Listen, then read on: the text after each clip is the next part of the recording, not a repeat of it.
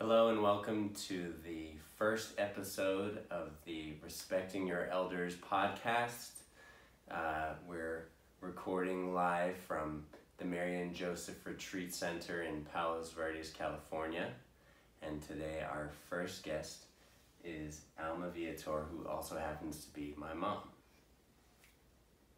Thanks for coming on the podcast today. How are you? I'm great, thank you. I'm So- honored. Oh, thank you. Uh-huh. The idea of this podcast was just to interview people that are older than I am, respecting your elders. I like it. Thanks. Yeah. And I like getting to know people and asking them questions about themselves, and you're my mom, so obviously I know a lot about you, but I'm sure there's things I don't know. You bet there are several things you don't know. Hey, hold on. Podcast is canceled. Or I'm sure there's stories that I would love to hear again, especially if they're about me. Of course. Just kidding. Yeah. So let's just dive right in. Sure. Where are you from? Well, that's a long answer. But I was born in Washington, North Carolina. It's known as Little Washington, down east. They call that part of North Carolina down east because it's down near the Pamlico Sound, which feeds out into the Atlantic Ocean. Is it really called Little Washington? It is. Because you live in Little Washington, Virginia now. Is that wild? And I spent most of my life in Washington, D.C. You must really love George Washington. Well, or I guess George Washington loves me. He's dead. Oh, no. No, I just think the spirit of George Washington. There's something about me in Washington, so I like it, though. I like all of those places, so I'm not complaining. Doesn't give it much more American than that. Not at all. Okay, Red, white, and blue, that's me. You were born in Washington, North Carolina. Yes. The eldest child. Yeah, The the only only child. child of... Tell me about your parents. Well, my father was Arnold Baxter, and he was born in Minnesota. They were of Norwegian descent, and on his mother's side, his father's people were from England and Ireland. And he met my mother, Rebecca Janice Sawyer, right after World War II in Norfolk, Virginia. You know, the whole world was kind of topsy-turvy during that tumultuous time, and there were a lot of young men who had joined the military, and he was a sailor in Norfolk. And my aunt and her husband, who was a sailor, were stationed in Norfolk, and my mom went to visit them and met Arnold Baxter. Oh, wow. So, and Rebecca Janice Sawyer Reba was from a place called Small, North Carolina, which is near it's near New Bern, North Carolina, but also near Aurora, North Carolina, and near Little Washington. I didn't know she was from Small because later on she lived there again. Yes. And I remember because we were using a map. This was pre-GPS. Yes. And a lot of maps didn't have Small on the map. Well, it was really, really small, like a store and a intersection. I remember. You know? It doesn't get much smaller than that. No, it doesn't. And but that was her home place. That's where she was born. At that house? At that house. She was born in a little house next to that house. And when she was 4 years old, her parents built that house that we were visiting in. That's where I shot a shotgun for the first time, shot a watermelon, and where I drove a car for the first time in the backyard. Really? Mm-hmm. In Small, North Carolina? In that yard there. Wow. And my cousin Jody introduced me to Vanilla Ice in that house as well. Well, I'm not surprised. A lot of fun things happened at that house. Yes. So let's see. So how did they end up moving to North Carolina? That's where she was from. That's where she was from. So when they got married, she wanted to stay near her family's home, and they moved to Washington, North Carolina, and he was a surveyor. And we lived in Clifton Daniels' house. Clifton Daniels had been the secretary of something under Truman. Mm-hmm. And he also started or was one of the main people involved with the Raleigh News and Observer newspaper. May have been the first editor, or I don't know. He was a very accomplished man. And so they weren't in Little Washington, they were out and about. And we rented the upstairs of Clifton Daniels' house, is where I was taken when I was born. I was born in a hospital. Do you remember that house? I remember that house vividly. Vividly. It was a white clapboard house with a big front porch and brick steps. I remember everything. What would be your earliest memory, do you think, or earliest memories? Some of my earliest memories are that house, the backyard. There was a big backyard, and there was a lady who took care of me, and we would go for long walks, and I remember getting up. It's a quaint old town, a very, very old town, and there were a lot of churches. I remember walking on the little brick walls that, would sort of enclose the churchyard. You'd get up and walk, and I just felt fabulous walking along those brick walls. She was a large black lady, and I just really loved her. She took good care of me. Do you remember her name? I can't. I'm having a hard time. How old were you? 2, 3. Okay, so yeah, you can be forgiven not remembering her name. I do remember, though, that the little girl next door had ringworm, and so they had shaved her head. So she decided to give me a haircut, and she cut my hair, and my mom said it was even with my scalp in some places and about 1 inch long in other places. So all summer I had to wear a bonnet. I kind of remember that. Oh man, I hope that woman didn't get in too much trouble. No, it wasn't her fault. It wasn't her fault. And so, I guess there was segregation at that time, but not for babysitters or nannies? Oh no, well, there'd never been segregation for babysitters or nannies. Right. They were always, but it's ironic. It I is. Guess, well, necessity. It is. I think I know there was still segregation then, which was something I never could understand. Mm-hmm. It just never made any sense to me. I really didn't think about it too much, but. It seems ironic to me that the schools would be segregated and water fountains and restaurants, but not the people taking care of your baby.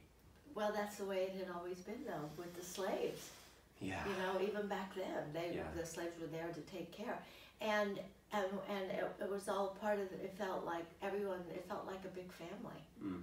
Mm-hmm. And I don't know. We never thought about that, but we were not the kind of people that really had servants or anything. Mm-hmm. We just didn't have that kind of money. Mm-hmm. But my mom had to work, and so therefore, we had a babysitter. Do you know where she worked?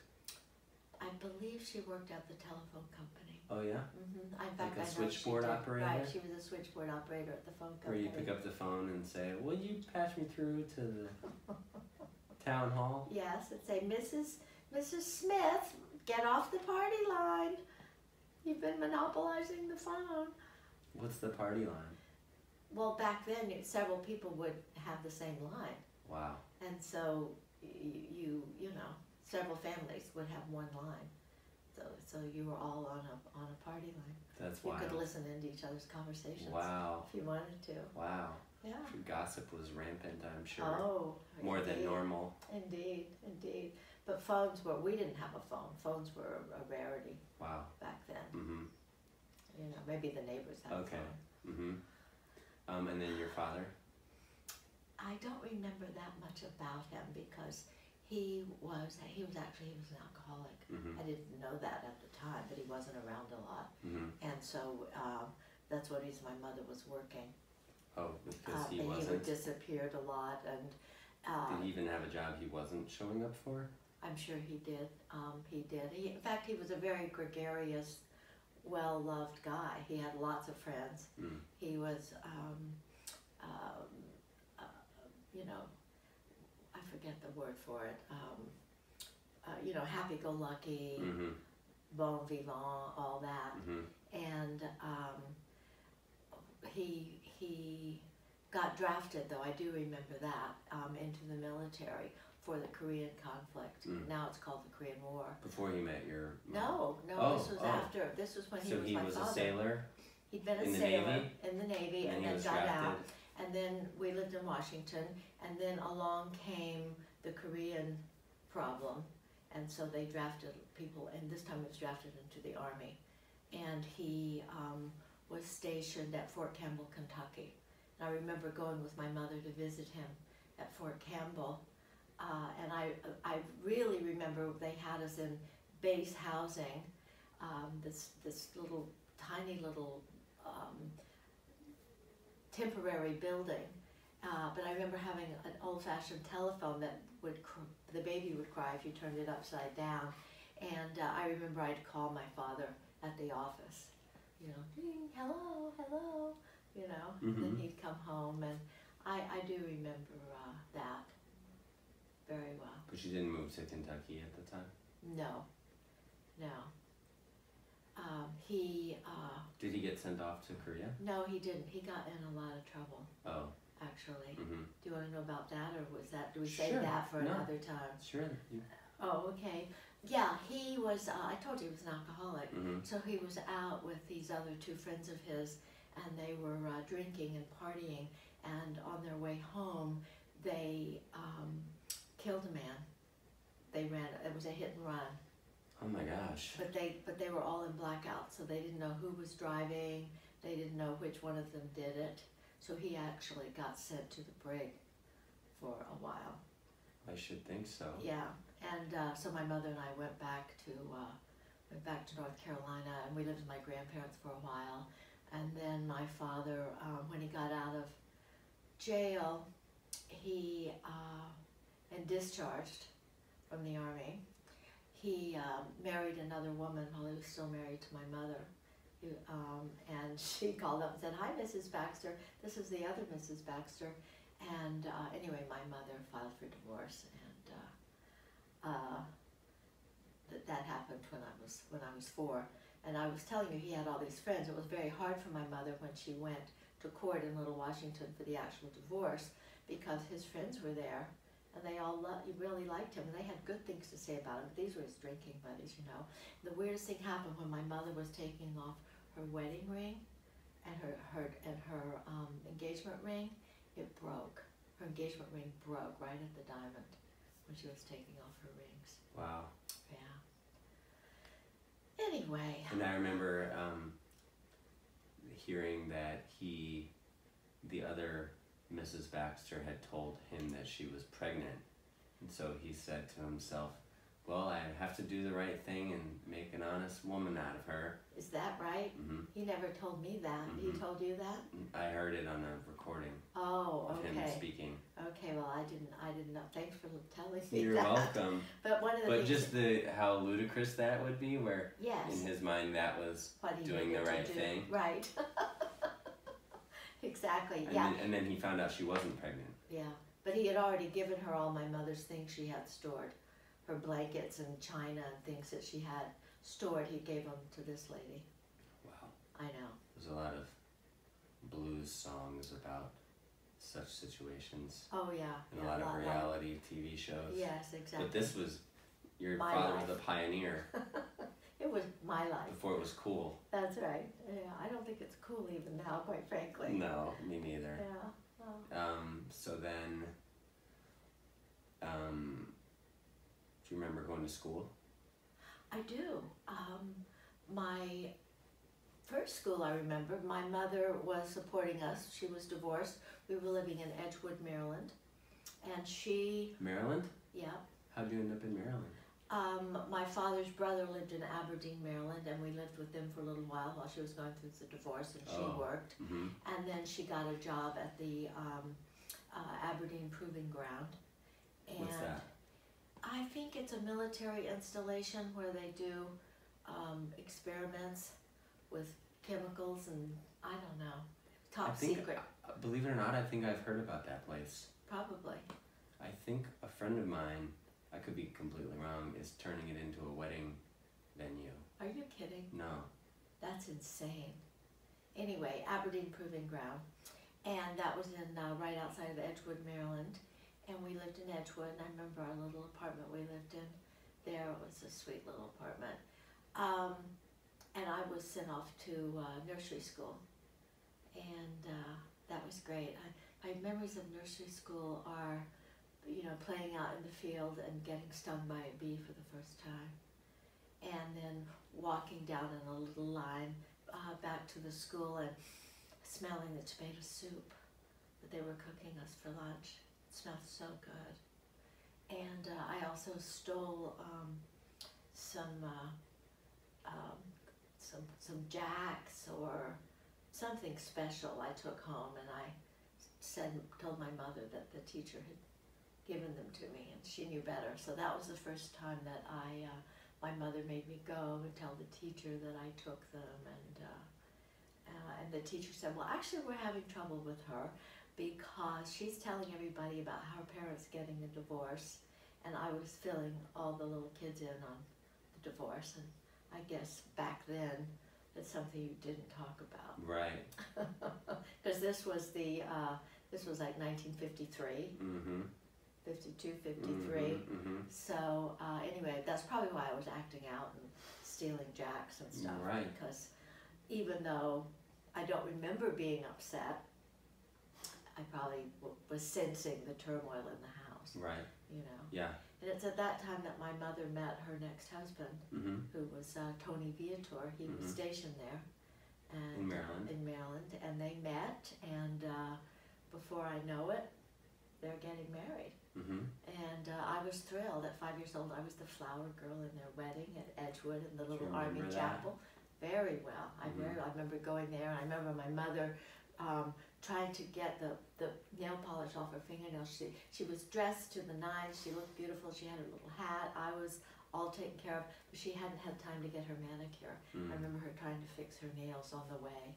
And I remember walking down the aisle completely, and the whole ceremony, and then and the reception. And I do remember coming home with them back to the house, and leaning over and saying to Tony Viator, "Can I call you Daddy now?" Because I wanted to have a daddy, you know. And then I was really mad though because they left and went off on a honeymoon, and it didn't seem fair at all. That makes sense. Yeah. It's interesting, your memories, because I remember as a little kid playing soccer, and I had a can of fruit punch soda, and during halftime I went to drink the fruit punch, and there was a bee in the can, and it was in my mouth, and I spit it all out and it flew away. Really? But it seems like we must remember our first encounter with the bee. Because it's like this flying, very traumatic, dangerous that thing. No one really tells you about. No, until you discover it. That's right. Yeah. And then I stole something from school too. You did? When I was in nursery school, and told you guys that it had been given out as prizes, and I had this elaborate story. Do you remember that? Vaguely. I took home a deck of cards. You did. I don't think I did a confession in front of the school. I just put it back. Oh, okay. But I told you that there was a competition in PE class, and some kids won decks of cards and some kids won bowling sets. And I went through. Matthew won a bowling set, and Scott Pearl won a deck of cards, and so don't feel too bad. Oh, thanks, honey. Or maybe the apple worse. The apple doesn't fall far from the tree. Another George Washington reference. Yes. Gotta chop it down. That's right. And then, do you know what happened to your father, your Baxter, at that point? No, he just disappeared. And my mother really didn't want to have anything to do with him or his family because he had really broken her heart and really upset her a lot. And I do remember receiving a Christmas present, though, that year from my grandparents in Minnesota. It was His parents? His parents. A doll. I remember the doll vividly and unwrapping it, and it was from them. And was sad that we weren't going to have touch with these people anymore, but not that sad. I mean, So you knew as long what as you have was your going mommy. on. Oh yeah, I knew what was going on, and that was sort of the end of it. And apparently he tried to get in touch a couple of years later with through my grandparents, and they knew my mother didn't want to see him, so nobody had anything to do with him. He went on, I found out later, to have quite a terrible life for a long time. You know, so I feel very fortunate that my mother divorced him. And you weren't a part of that. And I wasn't a part of that, and I wasn't being dragged all over the country. I had a much better life. I had a great life, actually. I'm glad. Thanks. So how long were you in Maryland?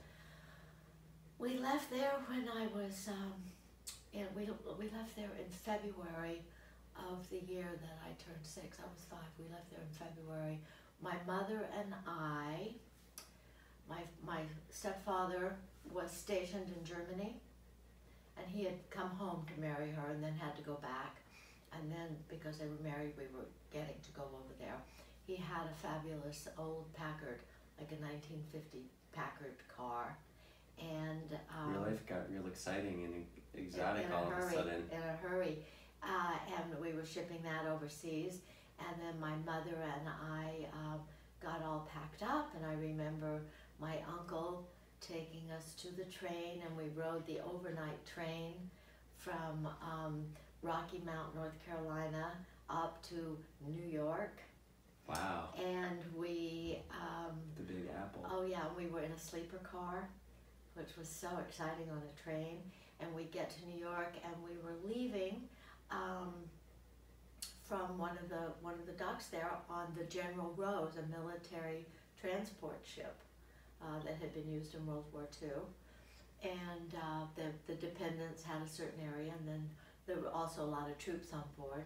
So I got to cross the ocean on the General Rose. On a ship? On a ship in Wow. February. Wow. Yeah, of I guess that must have been 1953. Wow. And I got to sleep in the top bunk. You know, we shared the room with another lady and her little girl.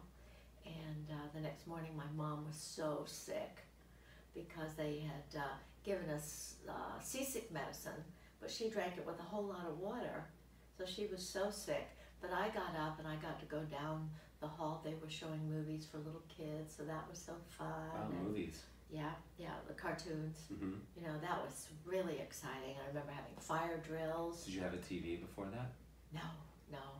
I didn't have a TV until we did not own a TV until 1961 or 2. Because Radio? we were traveling all over the world. Oh yeah, we had radio. Okay, So so the you're on General your way Rose, to Germany. Yeah, we're on our way to Germany. And did you remember if your mom, other than being sick, did she seem excited about the train? And she was afraid. She was afraid going to Germany. She'd never done anything like that. I mean, less than 10 years after the war? Exactly. Less than 10 years after the war, we were moving to Germany. And, but I wasn't afraid, I was just excited. And it was so fun on the ship because we got to eat in the dining room, you know, with the nice linen and the nice plates, and have fire drills in the middle of the night, and put on your life vest and go outside. And See they all had the different dancing. interesting people, They had German dancing. people, and Well, no, not on the ship. It No. was the General Rose. It was just American soldiers going over to Germany. I see. Because we occupied Germany for many years. It was a after the military war. ship. Yeah. Okay. It was a military ship. And but it was so awful because the lady that was sharing the room with us had a cute little girl, and she would leave her with us all the time, and she'd go off because she was partying with some of the soldiers on board the ship. And Scandalous. yes, and there were these pull down desks, and the little girls got her fingers cut off, or 2 fingers cut off in the desk right before we landed. You know, right before we went In into the room with you Bremerhaven. two? Yeah, I wasn't there when it happened, but it was in our room. But the doctors were able to sew the fingers back on. But the lady had been planning, she was German, and she had been planning on leaving her husband as she got to Germany, she wasn't going to like meet up with him. She was going to escape, but because of the little girl's fingers getting cut off, now they were taking her straight to the hospital, and the father was coming. So her plans really got foiled, and I'd say she deserved it. Karma. Yes, exactly, karma. But I remember when we landed at Bremerhaven. She should be able to leave her husband if she wants, I guess.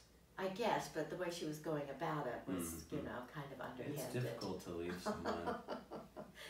What's this, 49 ways to leave your lover? There must be 50 now. 50. Cut off your daughter's fingers. That's true, that's true. But when we landed at Bremerhaven, the United States Army Band was out there greeting us, and they were playing, you know, America the Beautiful, and I don't know, So Long It's Been Good to Know You, and just all kinds of great American songs. My mother was just crying. She was homesick. And it was quite a thrilling moment to all be out on deck and have the band greeting you, you know. And then they put us in buses, and we had to go get medical exams and finish getting our shots, because you had to have tons of shots going there, especially right after the war like that. And I remember being on the bus and looking out the windows, and I couldn't believe it. There were all these bombed out buildings because we were in Germany, in Bremerhaven, which was a big port. So this was, like I said, 1953, which is what, 8 years after the war had ended. And so there was tons of destruction still, which was wild. Because they didn't have any money to repair anything, probably. Yeah, I guess. I'm not sure. But yeah, they didn't. They had no money, and we were rebuilding the country. You know, the Allies. There was I think the Marshall Plan, and we were rebuilding. But it takes a while because we really leveled a lot of those cities. And then we got on a train, a European train, which was so cool, like you see in the movies, where they're, you know, the glass sliding doors and little compartments. And my mom and I were sitting there. And I had a Sleeping Beauty comic book, I remember, and we were going through Germany, and you could see up in the hills and the mountains, you could see castles. And I thought, oh, is that Sleeping Beauty's castle? And she said it was. But it was a brand new experience. I'm sure one of the reasons I remember so much is because there was one peak experience after another, something brand new that had never happened before.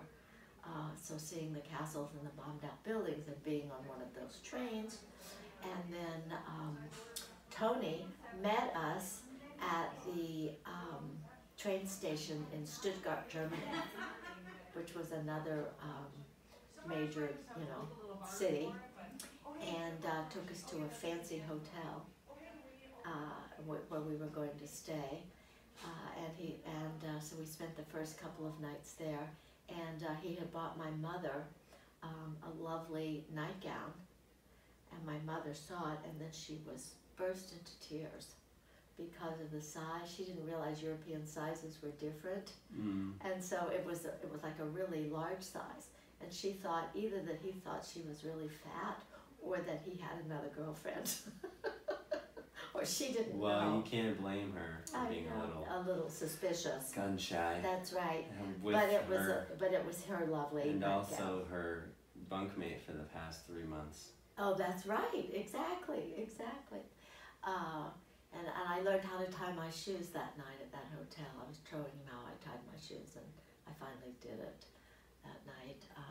And then we moved to a little hotel in Rheinstadt, maybe that was somewhere else, but a little hotel, and that was so exciting. It was a tiny little room, they had me sleeping in a crib because there wasn't an extra bed, and that was so silly, but it was fine. We went down to dinner there every night, and I remember getting so tired waiting for dinner, and it was, you know, tablecloths, like I said. Wiener Schnitzel?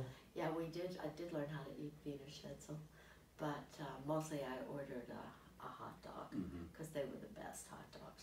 But I remember like starting to lay down my head because I was so tired, and Tony Viator said, "You sit up there, you never lay down on the table." So I never did that again ever, but that was, oh dear, because I was tired, you know. Anyway, the meals were amazing, and while we were there, they had Mardi Gras. One of the, while we were there, maybe On a the week or base? stuff. No, this was at the hotel we were staying at In Germany? in Germany. They had a Mardi Gras party, Huh. which was Because it was believe it. all Americans? No, they have Mardi Gras in Oh, I didn't realize all over that. the world. I Yeah, didn't really. Mardi Gras is a church thing. Oh, You know, carnival they called it. doesn't seem very Carnival. churchy. Yeah, Catholic With church. beads and flashing Yeah. Well, you know, I think and it's horns. it's right before Lent or something. Mm-hmm. You do that, I Right. think. Right. Anyway, Still, all I those don't know. costumes. I felt so grown up because I got to stay up really late at night and see all these people partying, adults, and so I felt very grown up.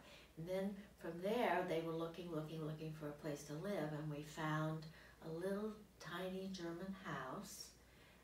And we shared it with a German family. We lived on the top floor, they lived on the bottom. It was a new house built right after the war, and we had to share a kitchen with the German family. And there was a mother, father, 2 children, and a grandmother. And the grandmother did not like my mother cooking in her kitchen. Mm. My mother felt very uncomfortable cooking there. And I had a tiny room. It feels like it was almost like a closet. I guess she'd never On the had landing. Southern cooking before. Maybe not. She used to like another woman in her kitchen, Mm-hmm. you know. Mhm. So my mom was really uncomfortable. But You had a tiny room, you said? tiny, like a closet, right off the Probably landing. was. Yeah, probably was. But it had a window and a little bed. So I was happy. I was always happy. Do you think they were Nazis? Nobody in Germany was a Nazi. But do you think By they now. had been? I have no idea. I have no idea. I think a lot of people just lived there, Right. you know, Right. and the Nazis made them do things, Right. and they, you know, and they Or might they just didn't do anything, one Right. way or the other. but they would come and make you if you were, if they needed you, Mm-hmm. you know, they'd come and make you. So I have no idea, but we didn't talk about I that. wouldn't have brought it up.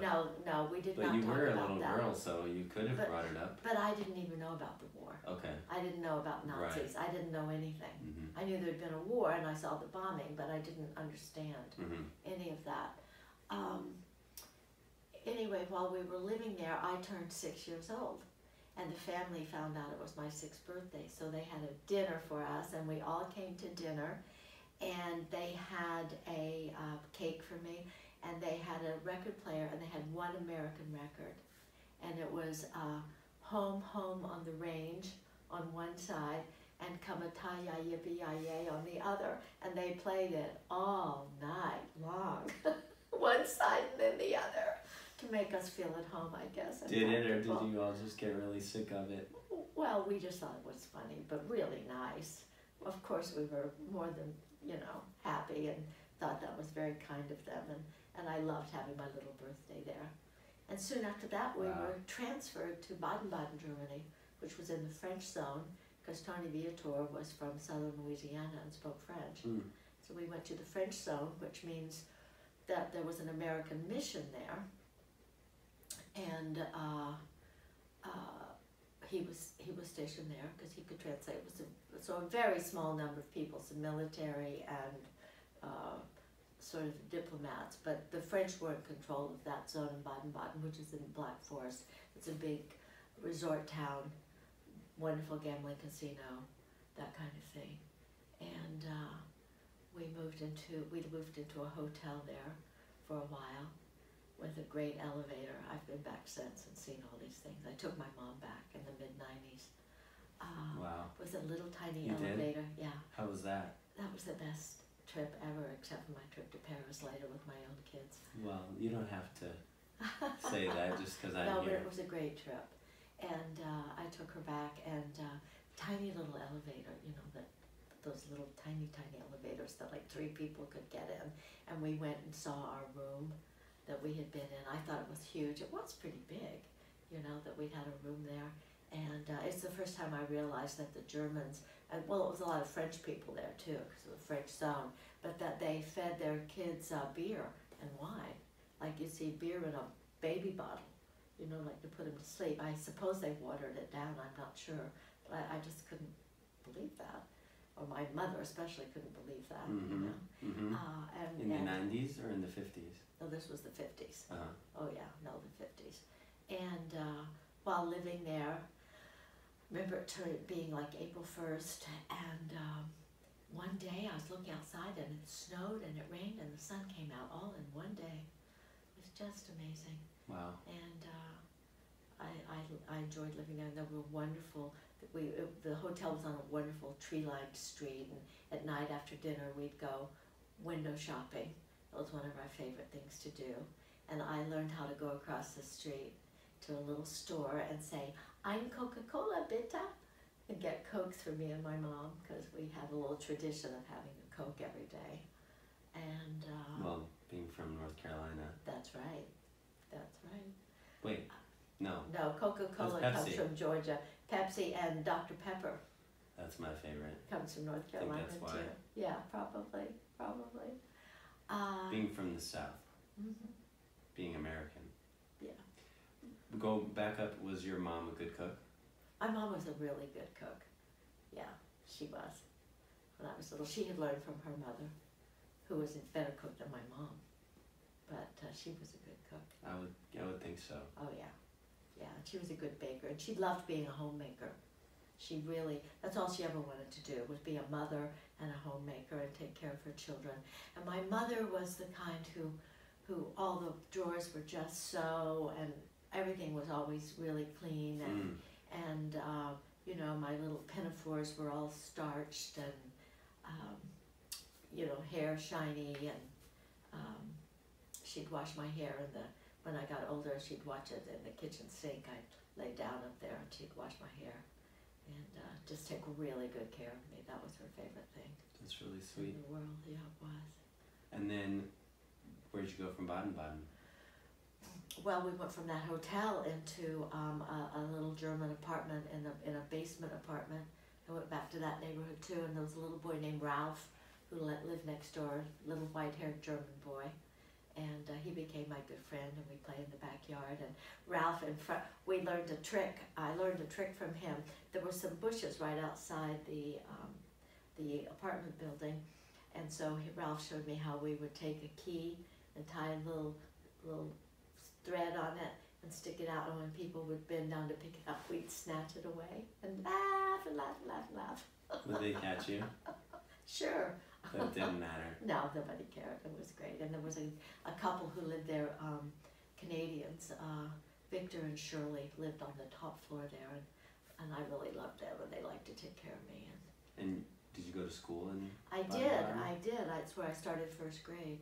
I went to the Canadian school in Karlsruhe. Oh, okay.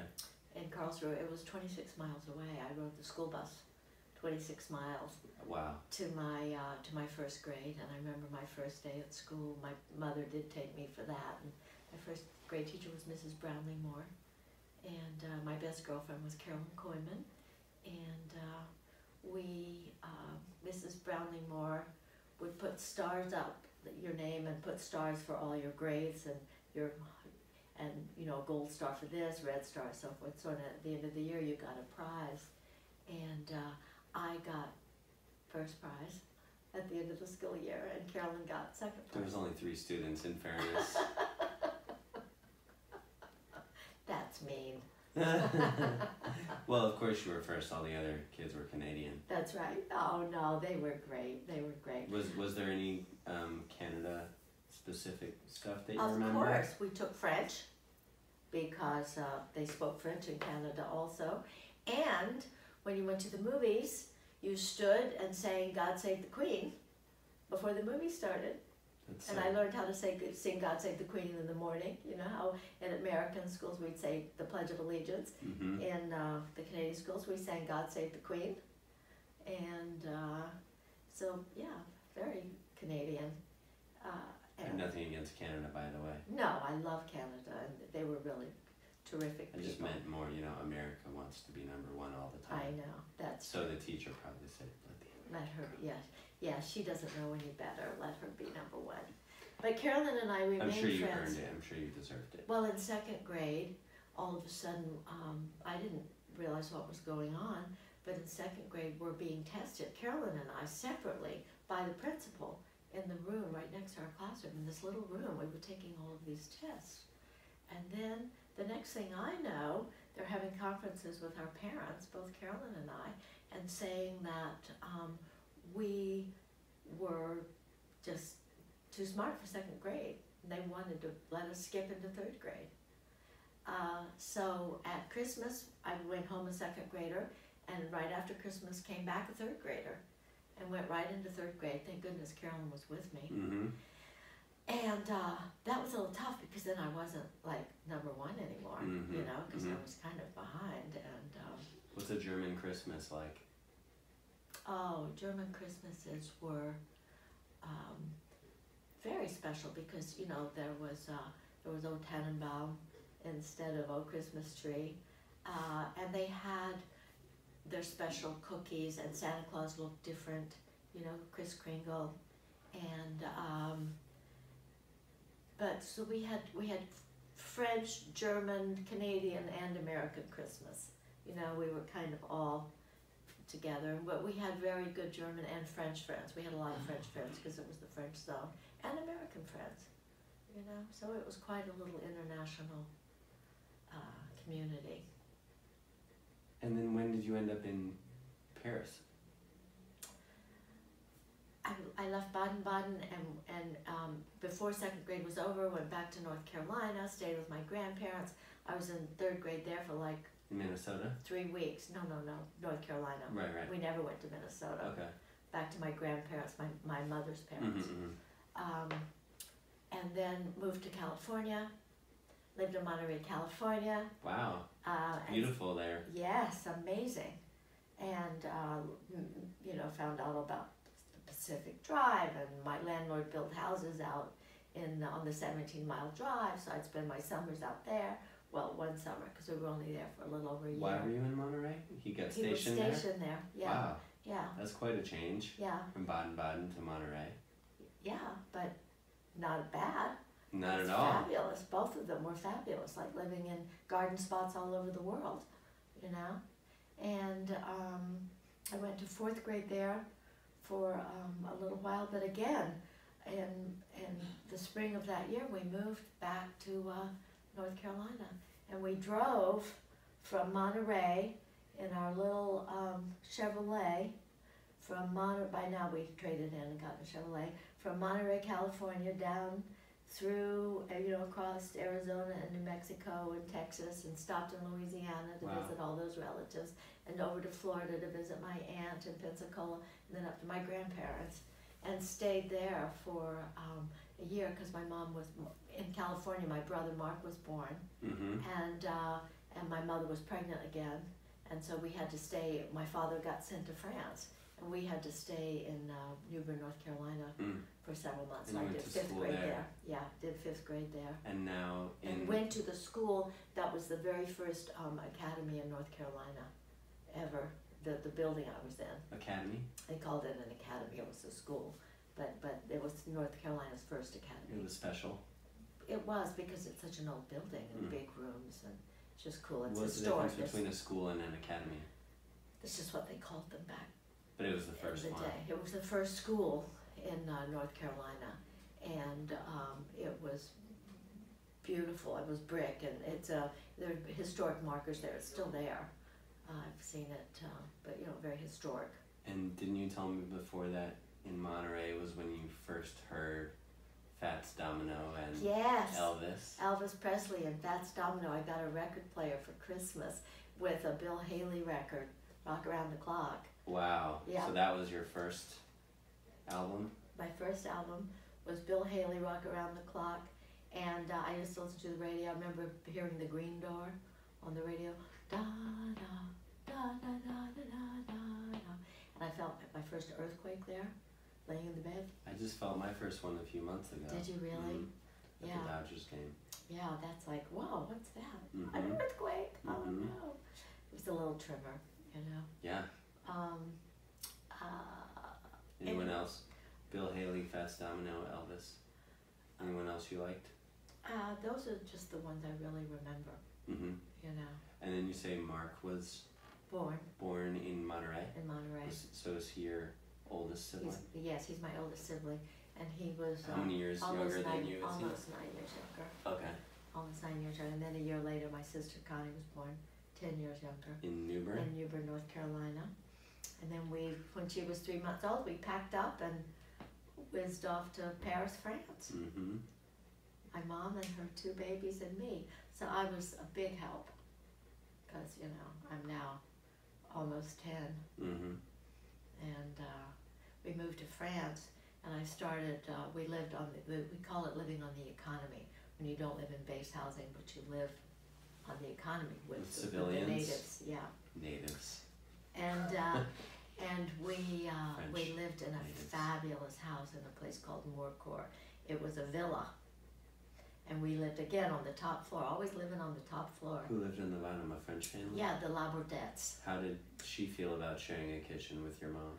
We had our own kitchen. Oh, good. Yeah, the Labourdettes, because it was a villa with a huge garden in the front, which is why they also do it with a huge high wall around the garden and a pond, and, you know, really quite nice.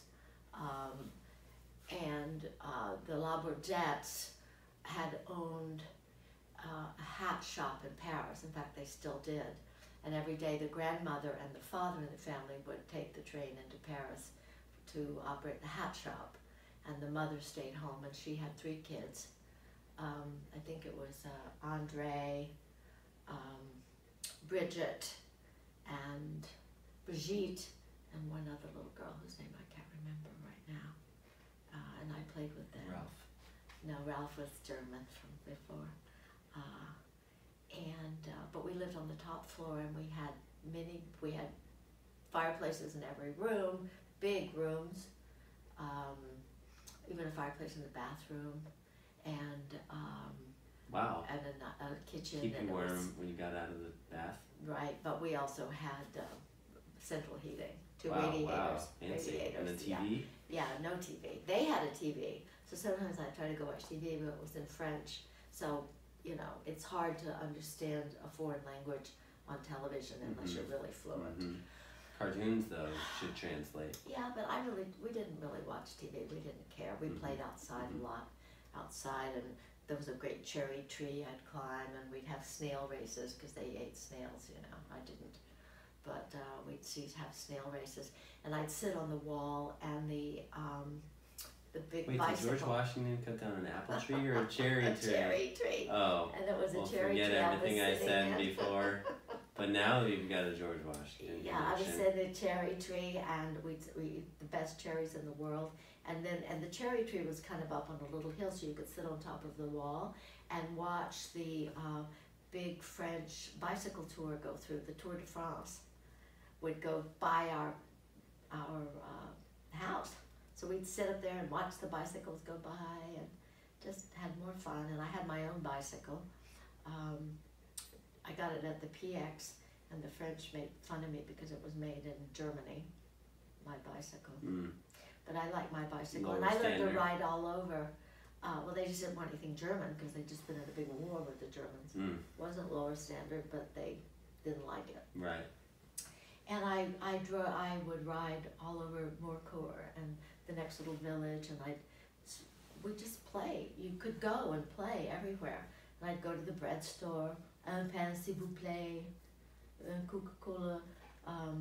There were wonderful little shells with candy, these hard candies you'd get. And the milk truck would come by in the afternoon, and you'd get a goûter.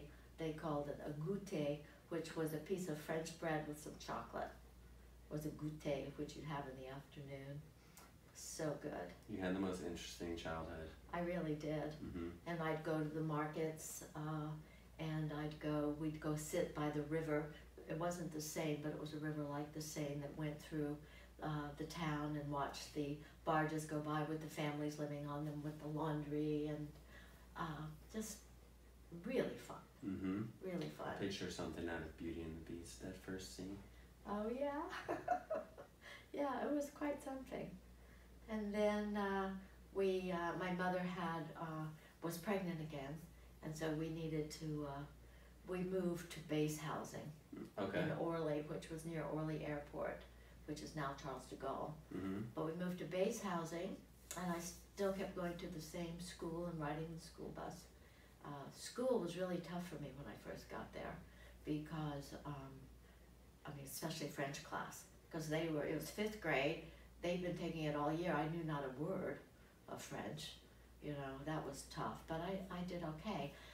But the craziest thing happened while we were still living in Moorcourt. My dad was taking me to Paris. We were going to go see the catacombs, and on a Saturday, and we stopped at a local army base, Camp Deloge, and went into the American Express office to get some money. And this guy was in there, and he called my father aside. His name was Frawley Becker. And Frawley called my father aside and said, "Do you think your daughter would be interested in trying out for a play?" And he said, "I don't know, I'll ask her." And he said, "Would you be interested in auditioning for a play?" I said, "Yeah." And so the next thing I know, I'm at Camp Deloge the next night or two, and I'm auditioning for the women. There was an American group there of Americans who, some of them professional, some of them not, but they put on plays. I guess Americans put on plays all over Europe, and they'd have competitions. And so I was cast in the women to play Little Mary. And I would be rehearsing late at night, and my father would take me to rehearsals all the time. And then we moved to this other village, Orly, Mm-hmm. and he'd still take me. It was a long way now, like, I don't know, 35 miles. Wow. But I'd go to work and rehearsals, yeah. But sometimes I would stay with the people in the play. Wow. But I remember staying with a general's wife. My father was an enlisted man, so to stay with the general's wife who was in the play, to stay in their house, and they had servants. The military were servants, and they had cars and drivers, and I felt like quite something, and dressed for dinner and all of that. How But fun. I was Little Mary, I kept right up. Anyway, You were we a were star. in that play, and we did it at Camp Deloge, and we did it a few more times, and we kept winning. And finally, we did it at Theater Montpensier in Versailles, which was Marie Antoinette's private theater. It was opened by Marie Antoinette and her husband, the king, way back then. And apparently it was connected to the palace or somehow with some underground streets. And it's still there. It's a working, viable theater. And that was, again, so thrilling to be there as a little kid, and there were dressing rooms. It was a real theater, And while we were rehearsing, it was all dark. I would go up in the loges and the different rooms, and it was fairy time. It was fairyland. It was just fairy tale time.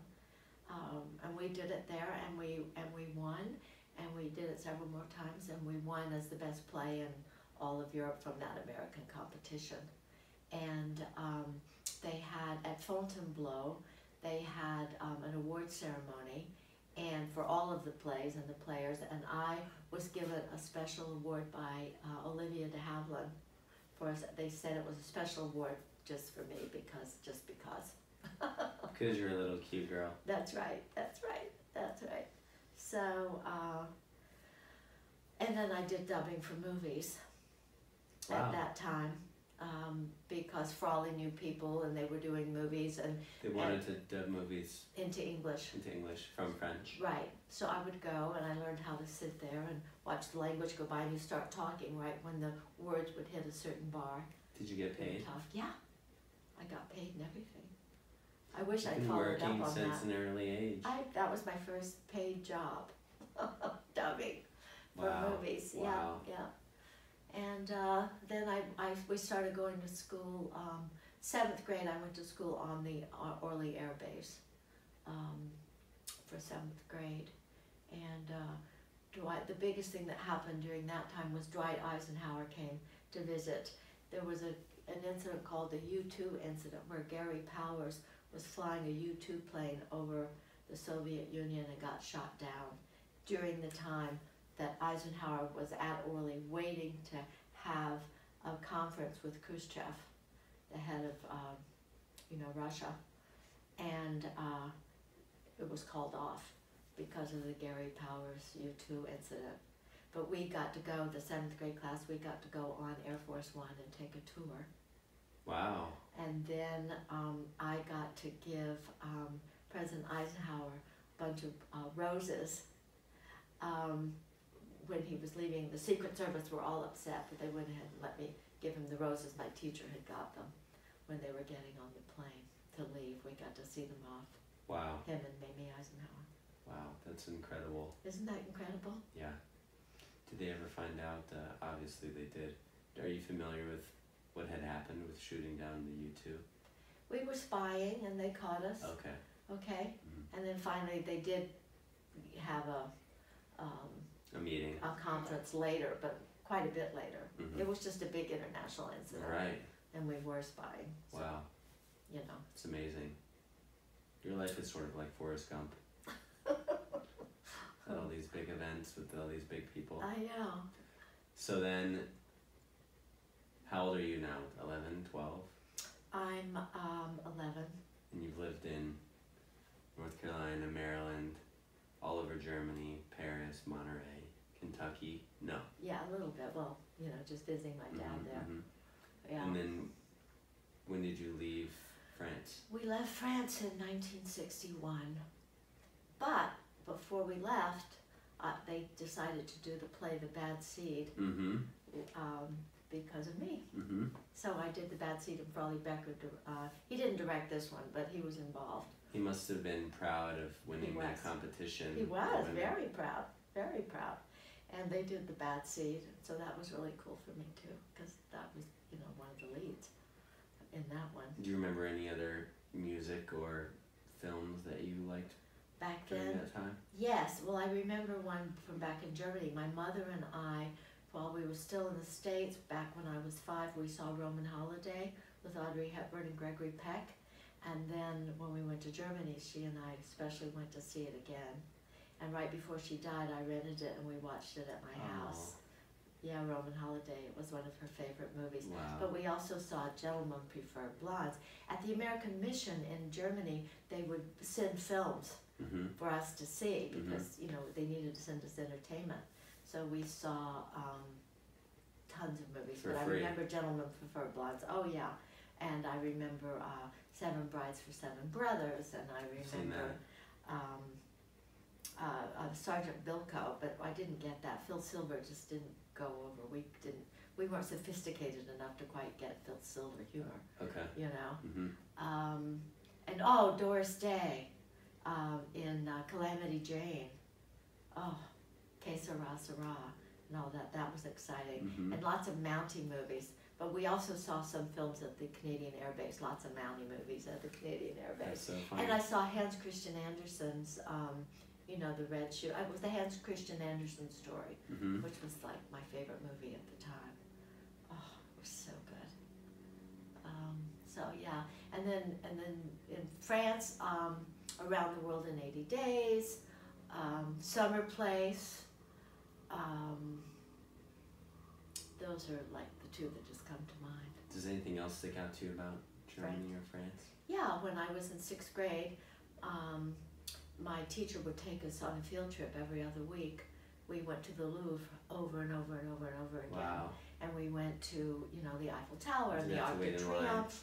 No, the Arc de Triomphe and the other museums and Notre Dame Cathedral and Was the traffic around the Arc de Triomphe just as crazy as it is now? yes. Or maybe crazier? Crazy. It was crazy. It was all crazy, but you just went with fun, it. yeah. Yeah, who cares, And in fact, right before we left France, I'm now 11, and I took my mother